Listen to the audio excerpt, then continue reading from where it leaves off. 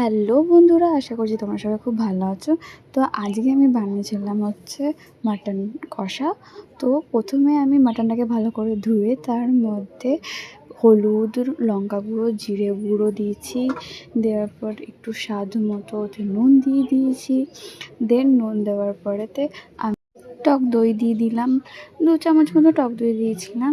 তারপর একটা আদা আর রসুনের পেস্ট দিয়ে একটু সরষের তেল দিয়ে ভালো করে ম্যারিনেট করে বলতে গেলে 15-20 মিনিট রেখে দিয়েছি।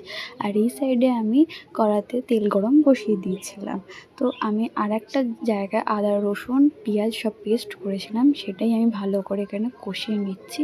তো কষানোর পর আমি মাংসগুলো দিয়ে দিয়েছিলাম, আর তোমরা দেখো কত সুন্দর একটা কালার এসছে। তো তারপর আমি একটু জল দিয়ে দিয়েছিলাম, জল দিয়ে ভালো করে আমি মাংসটাকে সেদ্ধ করে নিয়েছিলাম। সো আমার রান্না রেডি। তো দেখা হবে আবার নেক্সট ভিডিওতে। চলো টাটা।